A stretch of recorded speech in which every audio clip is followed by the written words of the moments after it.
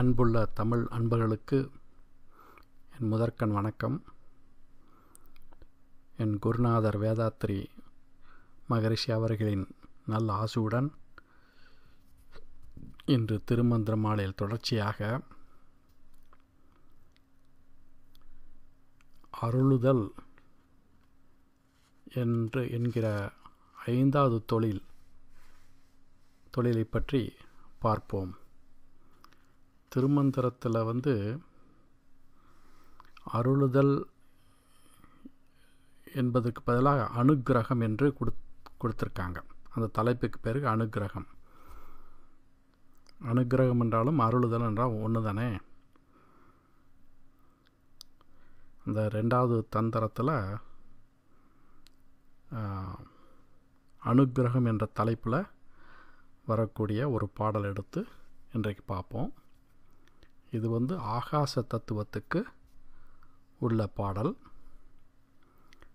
அதே சமயத்தில் இதற்கு மூர்த்தி சதாசிவன். சிவன் சதாசிவனாக இருந்து அனுக்கிரகம் பண்ணுறாரு. அதை பற்றி தான் இன்றைக்கு பார்க்க போகிறோம். இந்த பாடல் எப்படி ஆரம்பிக்குதுன்னா, 8 திசையும் எரிகின்ற காற்றொடு வட்டத் திரையனல் மாநிலம் ஆகாயம் ஒட்டி உயிர்நிலை என்னும் இக்காயப்பை கட்டி அவிழ்ப்பான் கண்ணுதல் காணுமே அப்படிங்கிற பாடு. இதில் இந்த பஞ்சபூதமாக இதில் வந்துடும். நிலம், நீர், நெருப்பு, காற்று, ஆகாயம். இதெல்லாம் கடந்தால் இதில் என்ன இந்த பாட்டுடைய அர்த்தம் என்னென்னா, இந்த பஞ்சபூதங்களையும் 5 பூதங்களையும் இந்த 5 பூத தத்துவத்தையும் கடந்துட்டால் நமக்குள்ள உள்ள இந்த மல குற்றங்கள், நம்மள உள்ள மல குற்றங்கள் சொல்கிறோமே, இந்த மும்மலம் சொல்கிறோமே, ஆணவம், மாயை, கண்மம், இதெல்லாம் கரைந்து போயிடும். அதாவது இந்த தியான பயிற்சி, குண்டலினி பயிற்சி பண்ணுறவங்க இந்த 5வது சக்கரவரில் வந்துருச்சுன்னா அந்த சக்தியானது விசுத்தி சக்கரம் சொல்கிறது, 5வது சக்கரம். ஸோ அந்த விசுத்தி சக்கரத்துக்கு அளவுக்கு வந்துருச்சுன்னா நமக்குள்ளே இருக்கிற அந்த மலக்குற்றங்கள் முழுவதுமாக தோய்ந்துவிடும். அதற்கு அனுக்கிரகம் பண்ணுறவர் இந்த சதாசிவமூர்த்தி. களிம்பருத்தான் எங்கள் கண்ணுதல் நந்தி, களிம்பருத்தான் அருட்கண் விழிப்பித்து களிம்பு அணுகாத கதிரொளி காட்டி பளிங்கிற் பவளம் பதித்தான் பதியே அப்படின்னு முன்னாடி பார்த்தோம் இல்லையா. இந்த களிம்புங்கிறது இந்த மும்மல குற்றங்கள். அந்த மாதிரி நம்ம பயிற்சி பண்ண இந்த உடல் 5 பூதங்களும், அதாவது மூலாதாரம் சுற்றி அடையும். அப்படின்னா என்ன அர்த்தம்? பூமி தத்துவம் அடிபட்டுடும். இது எப்படின்னா, நான் நல்லா கொஞ்சம் விளக்கமாக சொல்கிறேன்.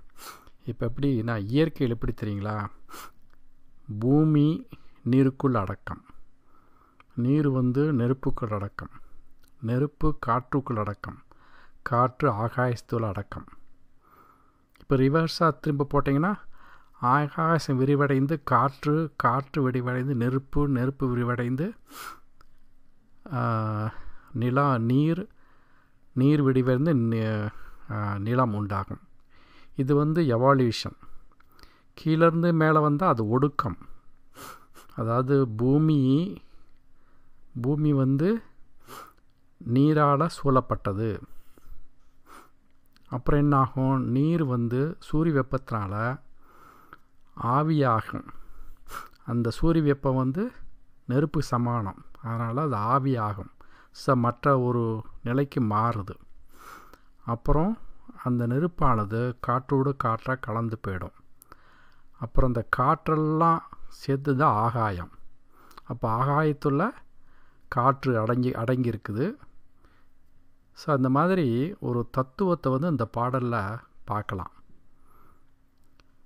அதான் 8 திசையும் எரிகின்ற காற்றோடு, என்ன 8 திசைங்கிறது தெரியுது இல்லையா, 8 திசையும் வீசுகின்ற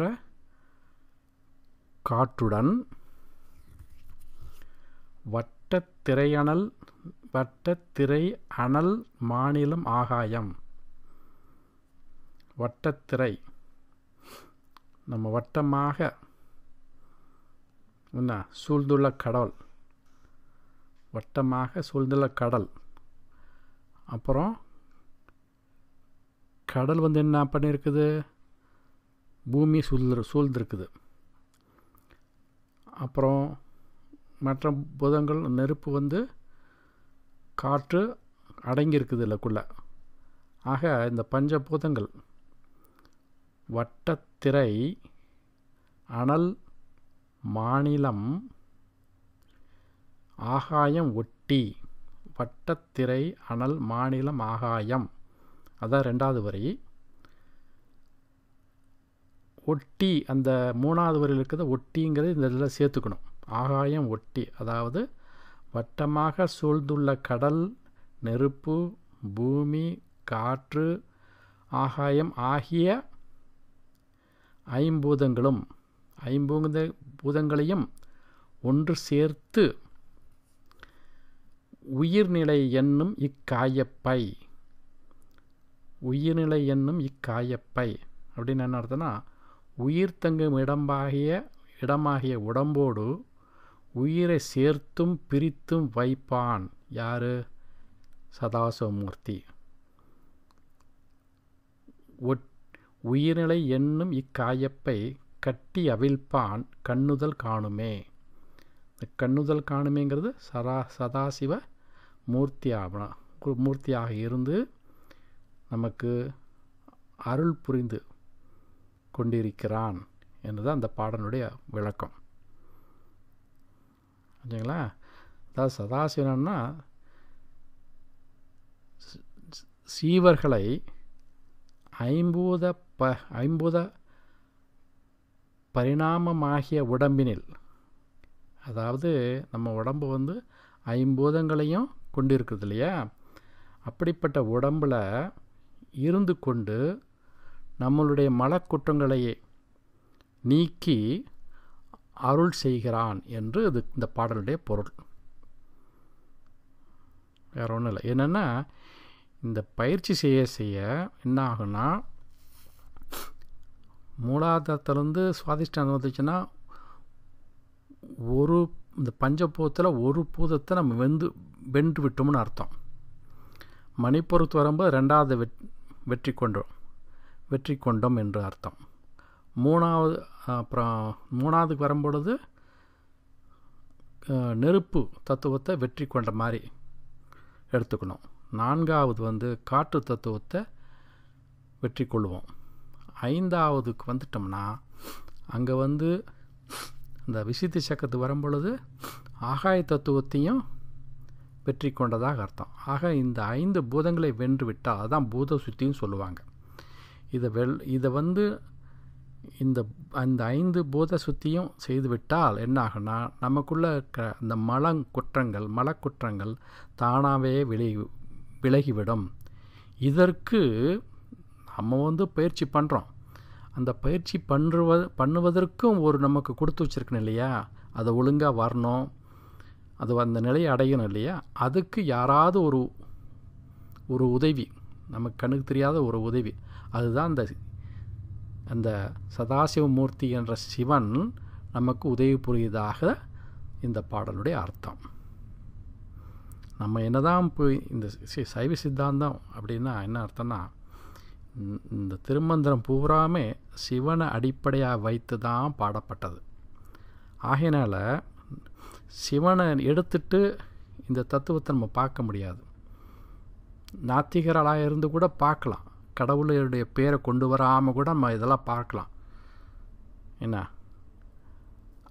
அப்போ திருமந்திரம் வேண்டிய அவசியமே இல்லை. யாராவது ஒருத்தர் வந்து சொல்லி கொடுக்குறாங்க, இப்படி பண்ணுங்க, இப்படி வரும் அப்படின்னா, நீ கடவுளை பற்றிலாம் நினைக்க வேண்டியதில்லைன்னா, அப்படியே நம்ம அந்த அந்த முடிவான நிலை அதுக்கும் நமக்கு ஒரு ரிசல்ட்டு கிடைக்கும், இல்லைன்னு இல்லை. ஆனால் திருமந்திரம் எப்படி எழுதப்பட்டதுன்னா, சிவனை முன்னிறுத்தி எழுதப்பட்டது. அதனால தான் இதெல்லாம் சொல்ல வேண்டியிருக்குது. ஏன்னா இப்போ வேதாத்திரி மகரிஷி எங்களுக்கு சொல்லிக் கொடுக்கும் பொழுது, நீங்கள் எந்த விதமான கடவுள்லாம் ஒன்றும் நினைக்க வேண்டியதில்லை அப்படின்னார். அதாவது நெத்தி புருவத்தில் வந்து தியானம் பண்ணுங்க, அதே போல் உச்சந்தலையில் தியானம் பண்ணுங்க அப்படின்னு சொன்னார் ஒழிய, கடவுளை இதையும் கொண்டு வர வேணாம், அதே சமயத்தில் மந்திரங்களையும் கொண்டு வர வேணாம் அப்படின்னு சொன்னார். அதே யோகியானவர் திருமந்திரத்தையும் படிக்க சொன்னார். ஏன்னா இந்த திருமந்திரத்தை படித்தா இதில் எல்லாமே அடங்கியிருக்குது அப்படின்னு சொன்னார். அதனால் அவருடைய அந்த நம்பிக்கை, அந்த இயற்கை அதாவது இறைவன் நம்பிக்கை அவர் உள்ளுக்குள்ளேயே வச்சுக்கிட்டே இருந்து தான் வெளியே இதெல்லாம் சொல்லி கொடுத்தாரு. அவர் கடவுளுக்கு இல்லைன்னு அவர் சொன்னதே கிடையாது. அதனால் அவர் நாத்திகர்னு நம்ம சொல்ல முடியாது. அதே சமயத்தில் அதை மனதில் வைத்து கொண்டு தான் இந்த பயிற்சியெல்லாம் சொல்லி கொடுத்தார். அதனால் இந்த திருமந்திரத்தை படிக்க என்னன்னா, எப்படியோ ஒரு வகையில் நம்ம வந்து சிவனை ஏற்று தான் ஆகணும். சிவனை வந்து முழு முதற் கடவுளாக ஏற்றுக்கொண்டால் தான் திருமந்திரம் விளங்கும், இல்லைன்னா அது வந்து புரியாது. அதுதான் அடிப்படை காரணம். என்ன, திருமந்திரம் படிக்க விரும்பினா சிவனை முழு முதற் கடவுளாக நாம் ஏற்றுக்கொள்ள வேண்டும். இது போதும், அது ஒரு பக்கம் இருக்கட்டும். இப்போது இந்த பாடலை பார்த்துட்டோம். இதற்கு ஈடான ஒரு பாடல், அதாவது ஆகாய தத்துவத்தை சார்ந்த ஒரு பாடல் சௌந்தரிய லகரியில் என்ன மாதிரி பாடியிருக்காங்க அப்படிங்கிறத பார்ப்போம். ஆகாய தத்துவம் எந்த இதுக்கு பொருந்தி வரும், அதுக்குள்ள ஸ்தலம் என்ன, சிதம்பரம். அங்கே தான் ஆகாய தத்துவத்துக்கு பொருந்த இந்த பஞ்சபூத ஆலயங்கள் இருக்குது. அதில் வந்து ஆகாயத்துக்குள்ள ஆலயம் வந்து சிதம்பரம்.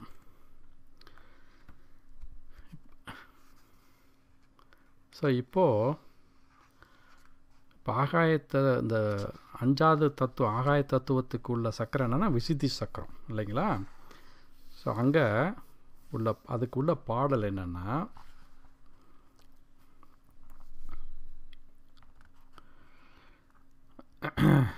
அதுக்குள்ள பாடல் வந்து இந்த இதில், அதாவது இந்த சௌந்தரிய லகரியில் 37வது பாடல், விசுத்தௌ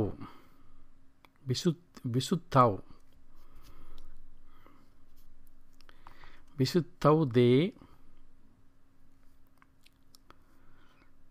சுத்தஸ்படிக விசதம்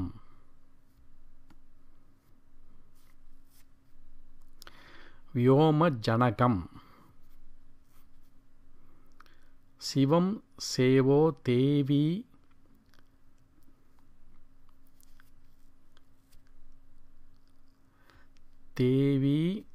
தேவீமபி.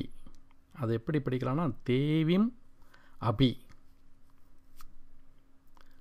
திரும்ப சொல்கிற 2வது வரி, சிவம் சேவே தேவீமபி சிவசமான வியவசிதாம் யயோக காந்தயா யாந்தியாக சசிகிரண சாருபிய சரணேக விதூதாந்தர் துவாந்தா விலசதி சகோரிவ ஜகதி. சகோரிவ ஜகதி. ஜகதின்னு என்ன? ஜகம்னா இந்த உலகம், இந்த அண்டம். ஜெகதீசன் அப்படின்னு என்ன அர்த்தம்? சிவனை குறிக்கும். அதாவது இந்த அண்டத்தை ஆளக்கூடியவன் ஜெகதீஸ்வரன். ஜெகதாம்பாள் அப்படின்னா அது பெண் தெய்வத்தை குறிக்கும், அம்பாளை குறிக்கும். இங்கே ஜெகதி அப்படின்னா அம்பாள். ஏன்னா சௌந்தரகளை வந்து முழுக்க முழுக்க என்னென்னா அம்பாளை பற்றி தான் அதிகமாக, அதையும் சிவனை பற்றி சொல்லக்கூடியதுனால இங்கே வந்து ஜெகதி, ஜெகதி என்றால் அம்பாள். இப்போ இதுக்கு என்ன விளக்கணும்னா, அந்த பாடலுக்கு அதாவது உன்னுடைய விசுத்தி சக்கரத்தில், அதாவது தொண்டை சக்கரம், விசுத்த சக்கரத்தில் தெளிவான பளிங்கு போன்ற வடிவினரும் ஆகாச தத்துவத்தை தோற்றுவிப்பவரும் ஆகிய சிவனையும், கரெக்ட், ஆகாச தத்துவம் வந்துருச்சுங்களா? அதாவது வியோம ஜனகம் என்றால் ஆகாச தத்துவத்தை தோற்றுவிப்பவரும், அதான் அதுக்கு அர்த்தம். சிவனையும் சிவனுடைய சங்கல்பத்திற்கு ஒத்த சங்கல்பம் உடையவளாகிய தேவியாகிய உன்னை சேவிக்கிறேன். சேவே என்றால் சேவிக்கிறேன். எவர்களுடைய வெண்ணிலாவைப் போல் வெளிவரும் ஒளியினால் உலகம் முழுவதும் அஞ்ஞானமாகிய அகையிருள் ஒளியப் பெற்றதாய் நிலவில் கழிக்கும் சகோர பட்சி போல், சகோர பட்சி, அதாவது சகோரி இவ அப்படின்னா சகோர பட்சி போல் விளங்குகிறதோ அப்படிப்பட்ட உங்களை சேவிக்கிறேன்.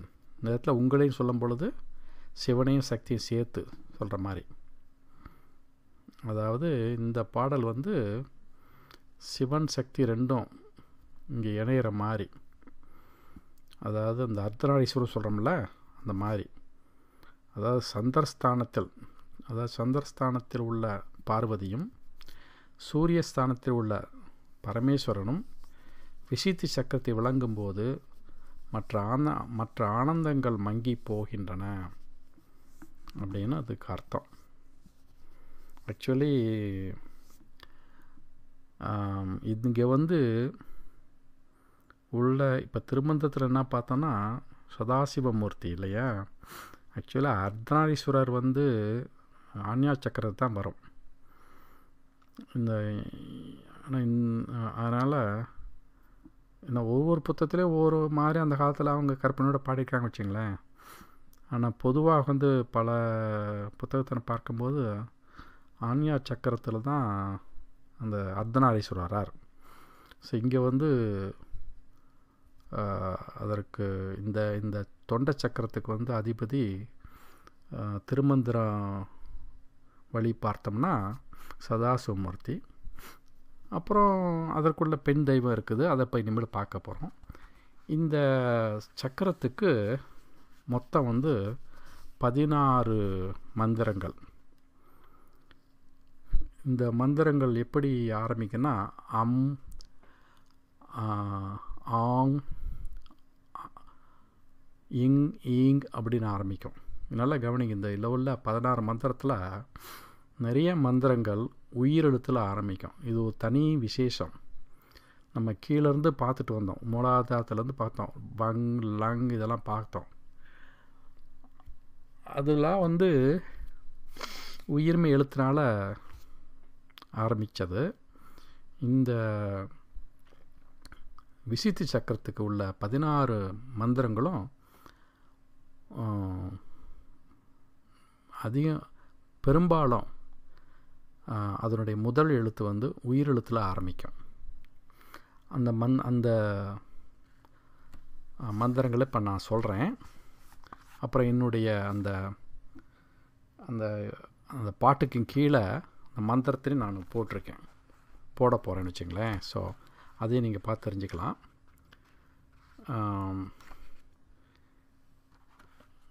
அதாவது இந்த மந்திரத்துக்குள்ளது வரிசையாக நான் சொல்கிறேன். 16 மந்திரங்கள். இதற்குள்ள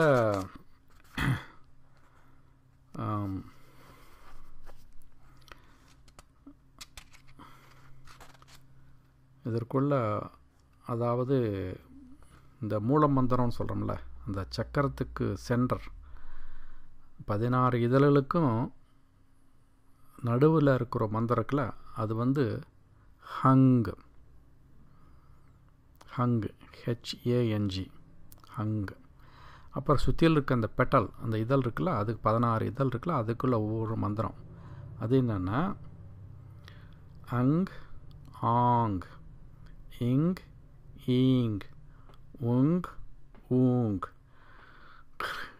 ரிங், அப்புறம் திரும்ப ரீங், அப்புறம் இன்னொரு தடவை ரிங். இந்த ரெண்டாவது தடவை சொல்லும்போது எல் போட்டுக்கணும். எல் முன்னாடி போட்டோம், LRING. அப்புறம் அடுத்தது வந்து LIRING, அதை வந்து ரீங் அப்படின்னு படிக்கணும். அப்புறம் யங், ஐங், ஓங், அவுங், அங், அஹங். ஸோ அந்த உயிரெழுத்தெல்லாம் நிறையா வரும் இதில். 4 மந்திரம் தவிர மீதி 12 மந்திரத்துக்கு உயிரெழுத்து வரும். இதுக்குள்ள பெண்தேவி என்னென்னா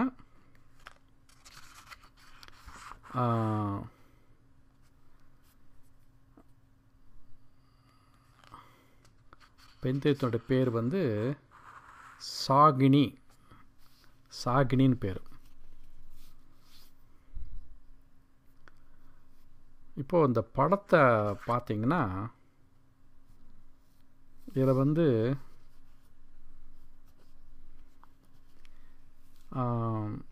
ஈஸ்வரனுக்கு 5 தலை இருக்குது. அதே போல் அம்பாளுக்கும் 5 தலைகள். அப்புறம் ஒரு இளம்பிறை இருக்குது பாருங்கள். அப்புறம் ஒரு யானை இருக்குது. அந்த யானையில் ஒரு நீட்டமாக கொம்பு ஒன்று இருக்குது பாருங்கள். இது என்னென்னா இதில் கொஞ்சம் வித்தியாசமாக நான் இதில் உள்ளது கொஞ்சம் வித்தியாசம் சொல்கிறேன். அதாவது இதுக்குள்ளே அந்த படத்தில் இருக்க ஒவ்வொன்றுக்கும் கொஞ்சம் பார்ப்போம், என்ன அர்த்தம்னு பார்ப்போம். அதாவது இப்போ சுவாதிஷ்டான சக்கரத்தில் அங்கேயும் இளம்பெறை இருக்கும், இதுலேயும் இளம்பெறை இருக்குது. அங்கே வந்து அந்த இளம்பெறைக்கு அர்த்தம் வேறு, இங்கே வந்து வேறு அர்த்தம். அங்கே வந்து அந்த இளம்பெறை, அந்த சுவாதிஷ்டான சக்கரம் எதுக்குன்னா அதாவது காமத்தை உண்டு பண்ணக்கூடியது. அதனால் நிலாவை பார்த்தா அந்த காதல் உணர்ச்சி வருங்கிறதுக்காக அங்கே வந்து நிலா போட்டது. இங்கே வந்து இந்த இளம் பெறைய போட்டதுக்கு காரணம் என்னென்னா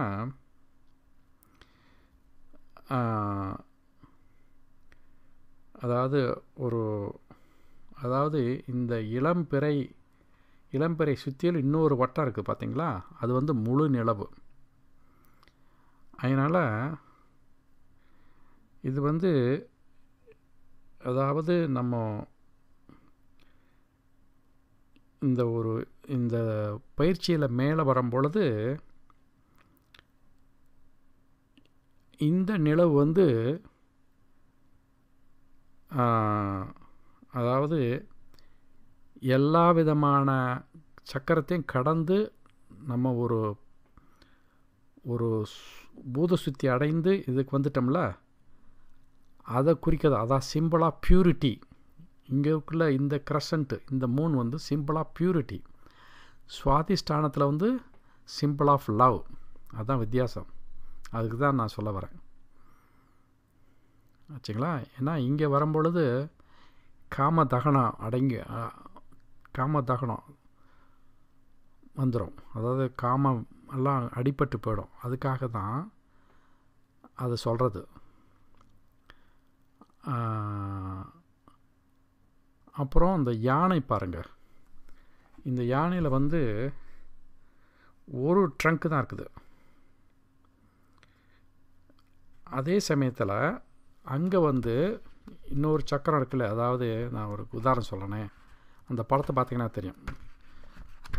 இந்த மூலாதார சக்கரத்தில் அங்கே வந்து நிறைய ட்ரங்க் இருக்கும் பாருங்களேன். என்ன 1 2 3 கிட்டத்தட்ட 6 7 இருக்குது பாருங்கள். அது என்னன்னா இந்த இந்த சக்கரத்துக்கு அங்கே வந்து அதை எது குறிக்கன்னா பல எண்ணங்கள் மூலாதாரத்தில் இருக்கும்போது நம்மளுடைய எண்ணங்கள் வந்து அலைப்பாயும். ஆனால் விசுத்திக்கு வரும்பொழுது மனமெல்லாம் ஒடுங்கி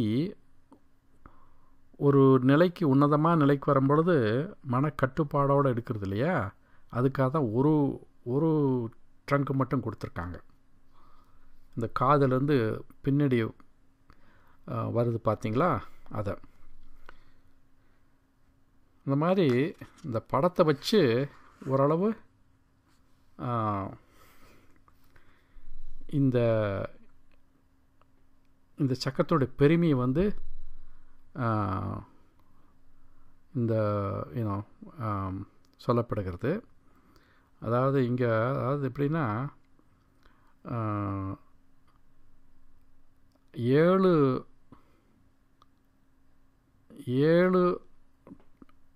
அந்த துதிக்கும் சொல்கிறோமே, 7 துதிக்கையும் போய் ஒரு துதிக்காரது என்னன்னா ஒரு இந்த லிபரேஷன் சொல்கிறோம்ல, அதை வந்து நம்ம கொண்டு வருது.